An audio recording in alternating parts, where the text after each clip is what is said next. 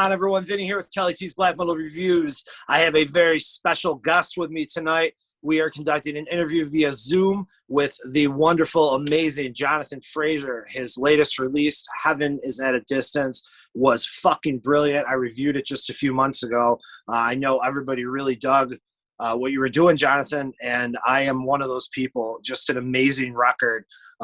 So let's jump right in here.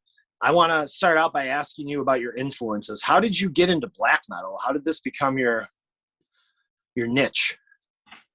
Well, first of all, thank you very much. I really appreciate the kind words. In terms of influences, I never really tried to make a black metal record. I just happened to have, it just happened to be like that, you know, because I think a lot of my influences come from more post-rock and hardcore sort of stuff. But I did listen to a lot of black metal when I was going in, but that wasn't like the end goal with it. I wanted to mix all these different genres and styles together to try and create something unique in a sense.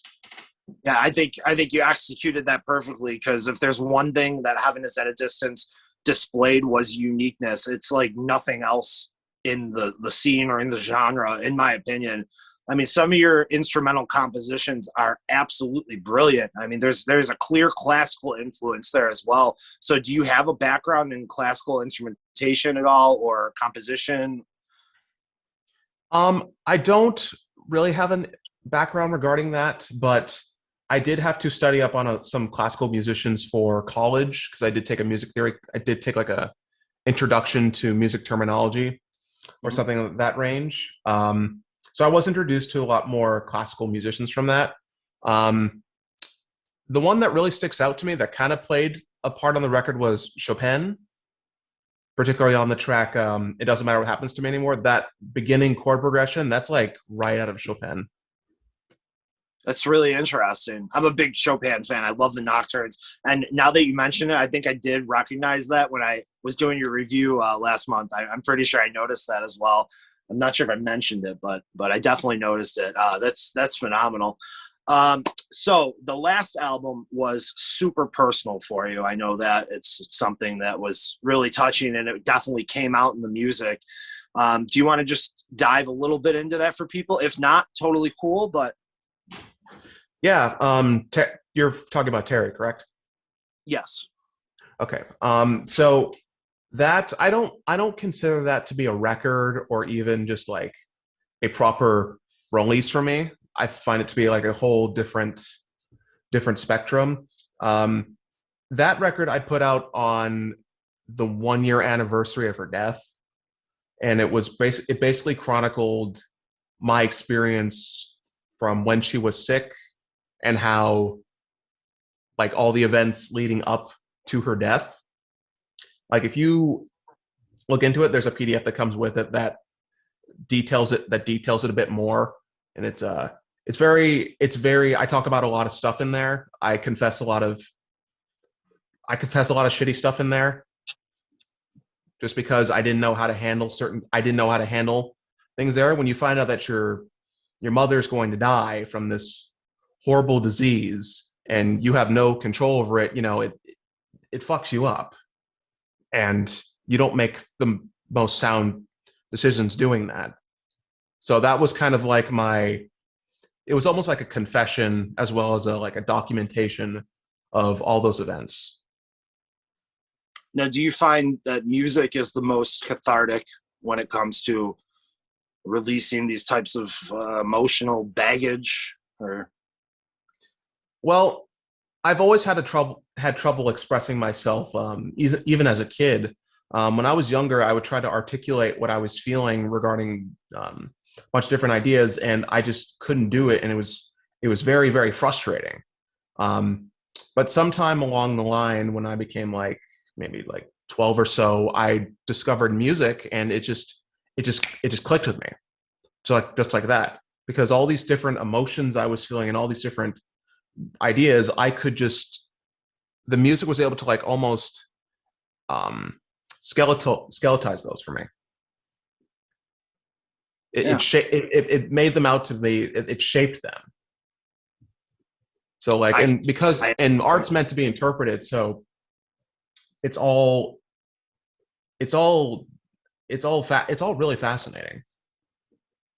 I agree. I'm a musician myself, so I completely understand. It's always been my way, but I always got to ask fellow artists and especially people whose work I appreciate so much, because your Heaven Is at a Distance was amazing, man. Honestly, like, I can't speak enough good words about what you're doing in terms of your style and your output. By the way, is insane. How long have you been recording? Let's go there.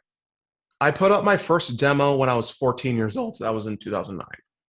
2009, because I noticed on Bandcamp there's 24 releases under your name, and that is just an insane output. A few months back, I had the privilege of interviewing Damien from Sadness. Are you familiar with Sadness? A little bit, yes.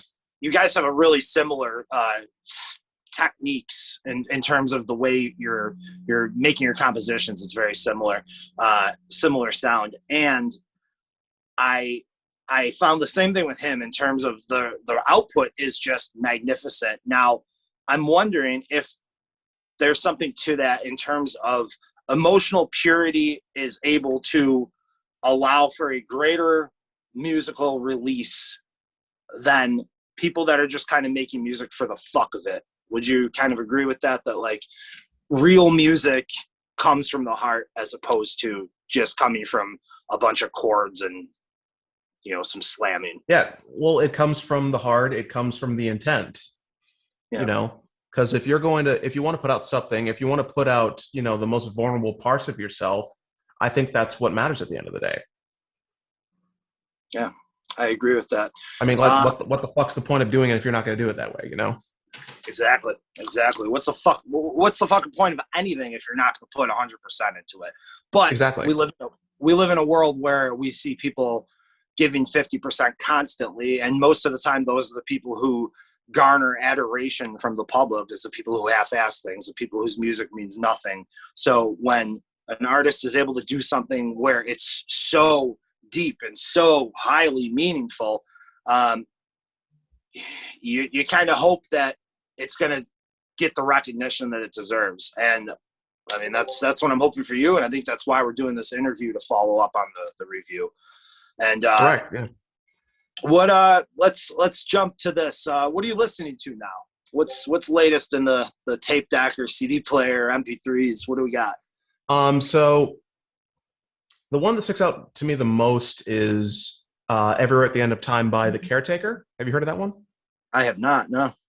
Okay, so that is a 6+ hour long record, and it's supposed to be an audio representation of dementia. So like, wow. It's supposed to coincide with the 6 stages of dementia. So it'll start off like with like this old like 30s sort of music, ballet music. And then gradually it just becomes more and more distorted and disturbing until it like becomes like a void of nothingness. That sounds fascinating. It's very hard to describe. You'll have to check it out yourself to see what I'm talking about. I definitely will. Anything else that you're listening to these days? Well, I have my iTunes up on here actually. So let me see here. Oh yeah, so the new Dreamwell record, Modern Grotesque. I absolutely loved that. They are a post-hardcore band from Massachusetts. It gets to me every time I listen to it. It's so emotive. I love the guitars. I love the recording. I love the melodies. I love everything about it. That's awesome. Another good one is In Spite Of from For Your Health. So it's like mathcore, but it's very tasteful. It doesn't feel like super calculated and clean like a lot of modern mathcore you hear today. Mm-hmm. So your musical tastes lean more towards post-core or post-hardcore, hardcore edges, you would say? Yeah, I'm mad. So I think that that type of influence definitely shows up in your music for sure. Now, another quick thing is you sent me a music video today. Kelly sent it to me Yes. too. I watched it.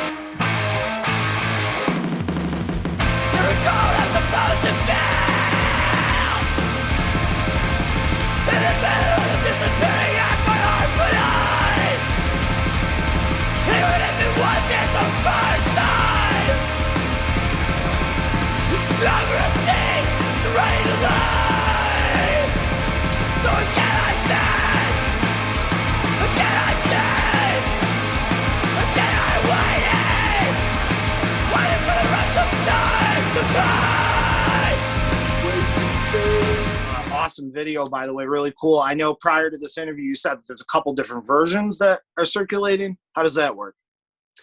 So how I have it is where social media and different media platforms are going to process videos differently. And I've always cared about like having the highest quality, especially Facebook, because you can upload like a 1080p video and then Facebook just like compresses it into shit. Yeah. Like has that ever happened to you? You've tried uploading video and it's like all pixelated with audio? Yeah, Facebook sucks. I mean, let's just be honest. It's a shit platform, but it is what it is. You want to connect with people. Yeah, so basically I wanted to make sure that was avoided. So I always make sure when I'm exporting the video, I export like a YouTube version, a Facebook version, as well as an Instagram version. Okay. And with this particular one, it takes like 5 hours for each version. So it's a pain in the ass. Yeah, that is a pain in the ass for sure. I did notice something really interesting to me in the video. I'm a wrestling nerd, and you were rocking a Sting mask in the video. Now, what's the story with that? Sting's my hero, man. I've loved him since I was a kid. You know, I watched him in TNA when that was the new hot thing in wrestling. So sure. You know, back in 2001. I remember playing him in the WCW NWO World Tour game, WCW NWO Revenge, and I just fell in love after that. I was obsessed with wrestling. I was obsessed with Sting. I wanted to be just like him. What do you? I actually got into amateur wrestling because of pro wrestling. Ironically, that's awesome, man. I'm a huge wrestling nerd. Are you still into it? You still watch? Yeah, actually, Sting's wrestling tonight. He's coming out of retirement. Darby Allin tag team match. I was just going to ask you, who do you got? Sting and Darby, or Brian Cage and Ricky Starks? I'm on Sting and Allin, to be honest. Me too, man. You can't beat him. Darby Allin is a daredevil. Yeah. I didn't buy the paper. I didn't buy the pay-per-view, so I'm curious to see how they're going to use him in the match, because he came back from a neck injury. Yeah, like a really bad neck injury. So like, cervical stenosis. So I'm wondering, like, is he going to take a lot of bumps? Is it like going to be a cinematic match where he's kind of just doing more like baseball bat strikes and stuff, and Darby's doing most of the hard work? Yeah, I read an article earlier that said that they already filmed it, so I think it's going to be more cinematic, probably like that Stadium Stampede that they did, only a little more calculated. Oh.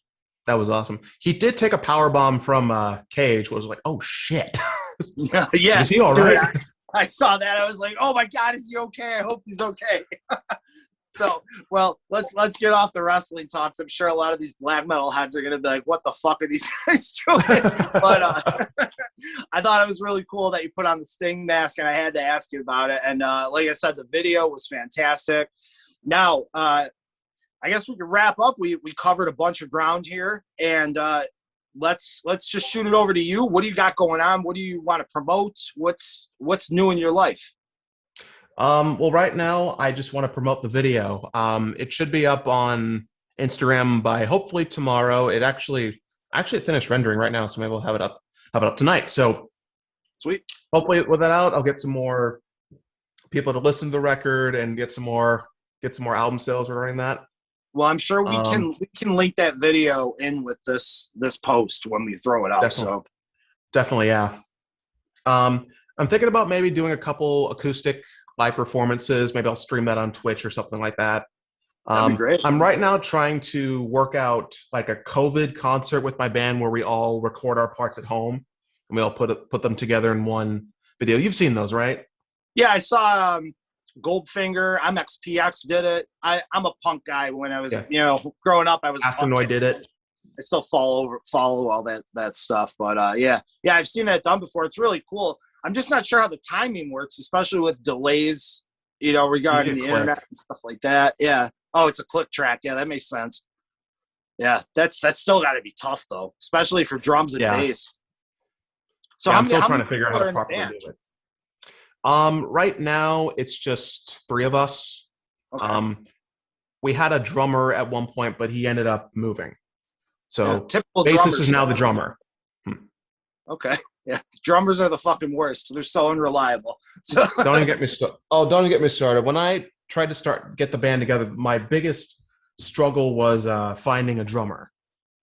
Right now, I've got a really good one. He's super talented. He knows what I'm looking for. He's got all this, music terminology stuff that I don't know. So he knows what I'm talking about. But he's more of a bass player. So I'm trying to find. I'm trying to find another drummer or another guitar player. You're based out of SoCal? Yes, Huntington Beach. Huntington Beach, right? Mm-hmm. Okay. Yeah, I mean, you shouldn't have any trouble finding musicians down there. I know that. Be a hell of a lot luckier than I would in Chicago because all the musicians here are just DJs. You'll be a little better off. Right. I thought you were going to say jazz musicians. No, there's none of that. That scene is so dead here. It's all EDM, electronic dance music. Terrible stuff. Yeah, terrible. Talentless, awful music. Not a fan. But Jonathan, it was great talking to you, man. We should do this again sometime. I'm looking forward to everything you're going to do in the future. As I said, I can't sing the praises for Having Us at a Distance enough. It was just so emotive and brilliant, and I loved it, man. It meant a lot to me. I can relate. I've gone through some pretty heavy shit, and hearing somebody being able to put that to a record means the world to someone like me because music's my life. So it's awesome. I actually quoted you on my website. I don't know if you saw that. I didn't. No, I didn't. Yeah, I put up an official website to help get myself out there more as a composer because I want to put my music in film and stuff. Mm-hmm. And you had said in your review that you cried 6 times or so listening to it. I quoted that and put that in the review section. That's awesome, man. That's awesome. Yeah, I definitely did. It was super emotional stuff, and I loved it. And I can't wait to hear more. You'll definitely hear more. So. Good. I'm looking forward to it. So thank you, Jonathan Fraser. This has been a fucking pleasure. Guys, check out Having Us at a Distance. Again, I can't sing its praises loud enough. Find me a rooftop and I will scream and jump at the same time because it was just that fucking brilliant. So again, thank you. We will talk soon and I'll see you guys next time. Black fucking metal.